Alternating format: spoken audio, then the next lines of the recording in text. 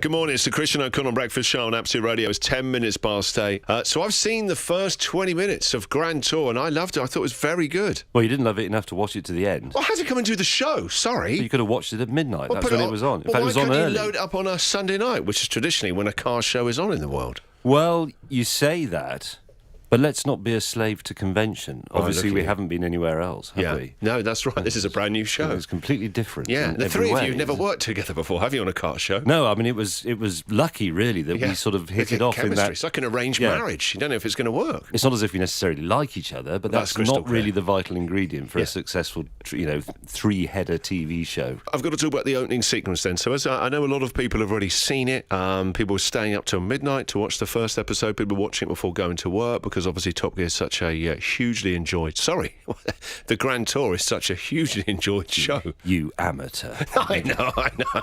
So it's going to be so hard. It's like an ex you've broken up with and it gets awkward when you mention her name. Yes. How much was that opening sequence?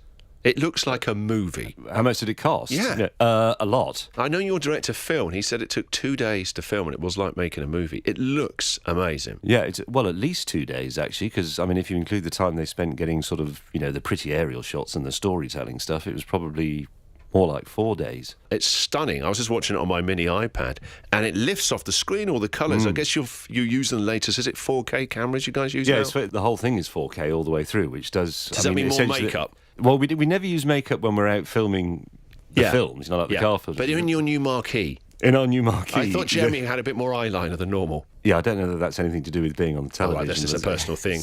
No, the makeup is similar, I think. You're stoned most of the time, aren't you now? You don't know what's completely. happening. Yeah, I'm stoned with disbelief. You've got this new marquee, which is obviously the thing now to have for a TV show. Yeah, everybody's going to be doing it next year. Yeah, they are. It's the new studio, isn't it? We got the idea from Bake Off, yeah.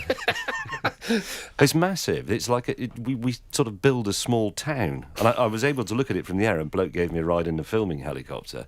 And I looked down and I thought, there's our tent. And it's sort of quite big, but it looks quite small in the middle of a desert. And it looks really small next to all the other tents we've put up. That's It looked like a kind of glamping mini festival kind of thing going on. We've sort of themed it a bit like a Victorian explorer's tent. So we've got the old battered suitcases and the leathery chairs and the terrible ornaments, and it's like, do you remember those terrible pubs you used to go in the 90s that had been decorated? There's that chain of stores, what's it called, the Pier. I thought I'd wandered into a pier. Yes, they do a lot of it's stuff a bit like that. Furniture like that you can buy. Yeah, to instantly make your house 300 years old. Where you can now click on Amazon when you're watching it and order those items. None of those items in that tent have been produced in the last 60 years. Simply having to think of it in a slightly different format, in a tent, not in a studio, travelling the world, not always going to the same place. Was it harder having to get rid of all the old ideas as well? Because you've got to start from scratch. Yeah, but it was, in some ways, it's a relief, because it has forced a rethink and it has refreshed us, which is something we should probably have done, but which we wouldn't have done had we stayed where we were, because there would have been no incentive to. So it's good for everybody. It also leaves the old ideas behind for someone else to take over and reformat that one as well. You know, the old show was a big show, but now the whole world can watch it at the same time. It's become a moment. Yeah, you can. The whole world can watch it. Well, will be able to from December when it goes completely global. Yeah. But yeah, everybody can watch it at the same time, or indeed whenever they feel like it, which is the point of streaming, on-demand TV. It is quite a nice feeling, especially if people do watch it. So have you heard from friends? Did you stay up last night and sort of watch the first episode? I've got to be honest, because we are knocking on a bit now, because I knew I had to get up and come and see you. I went home, I did some sort of admin, had some supper, had a bit of a lie down for an hour. Did you? Did you have a power snooze? And then got up again and watched the telly. And then, yeah, I've heard from friends, heard stuff from social media and so on. It all seems, people seem to like it, which is, I sort of thought they would, without wishing to sound conceited. Something I'm interested about. Obviously, you know, there's been much made about now that you're streaming. You know, you're on the internet where so much great content is. You know, some of the TV shows we watch online, they're dramas. This is the first big factual entertainment show, if you want. And you must have had meetings about the tone and language, because I was interested to see how many times you'd swear. Was there a conversation about, because it's how many times do you swear? You don't want it too much. You want a bit of it. Nothing's really changed, because on the BBC there are very strict rules on the BBC, but we mainly applied the policing ourselves. Yes. And when we are very conscious that there are some people who think, oh, now we're on the internet, we can just run around naked and swear and all the rest of it. But we don't want to, because we are making a family show, and actually exactly the rules that would have applied on BBC Two apply to Amazon. It is on the internet, but, you know, there are still standards, and there are different levels of standards depending on your audience and so on. What I'm saying is, if one of those pops out involuntarily because of a scary moment physically, or something, because of a Terry Clarkson's pants. No, that hasn't happened yet. Is that That's episode why 5? we're doing this. Yeah. I don't want to see that in high definition. No, but what I mean is, if that happens in the heat of the moment, in hot blood, if you like, Yeah. then we'd probably leave that in. So We'd it's in a bleep it. context. You're not just saying it as lazy punctuation. No, we'd never do that, and we'd never do it in the voiceover, and we'd never do it in a sort of calm and collected. Yeah, but if you were piece to doing a camera. car, I was about to say car report. I sound like my dad now. When you're doing one of your car reports, Yes, and motoring reports. Yes.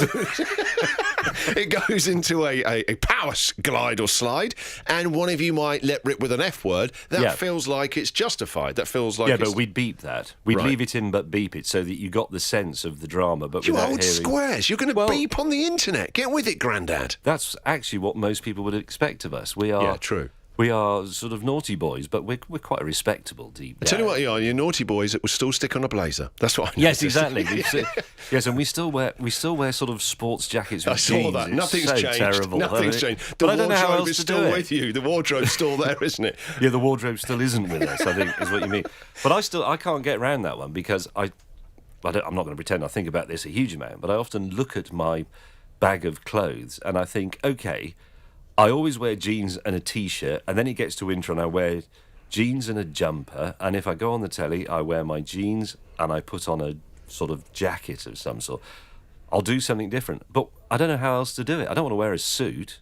I don't want to wear a onesie. Please do. I'd love to see you in a onesie in one of the episodes and a full dinner boiler suit in another. And a boiler suit. Just mix it up a bit. I think most blokes would be happy if somebody from on high, Donald Trump maybe, I don't know, just decreed, right, men, from now on, you just wear boiler suits. I'd be very happy with that. It's less I know. choice every Of course. day. I tried to do this on one of my other shows, but we sort of messed it up. We tried to develop a boiler suit that was a sort of, it was a beige boiler suit, such as you'd wear if you were stoking the Titanic. But it had a clip-on accessories, so you could turn it into evening dress, or you could, put a slightly sort of floral party bit underneath it. But essentially, when you got up in the morning, you put on your beige or your blue boiler suit, depending on whether you were doing something sort of workish or whether you were sort of being casual. There's a lot to be said. I think you need to bring out, like P. Diddy's got his own range of clothing. You need to bring out your own James May signature clothing then, the boiler suit for men and women. Yes, it's not a range, it is an item. It's just one. Yeah, the James May item of clothing. Yeah, it's just one. It's a very small rack. Well done on the Grand Tour. Thank you. And the Reassembler is on... Yes. Starts Boxing Day? I think Boxing Day, yes. They haven't absolutely confirmed it, but I'm pretty sure that's when it is. I put some things back together that would probably have best been left in bits. But this is where I suffer a deep conflict, because I approve of the disposable society because it makes things develop quicker. Your mobile phone and your computer and your car.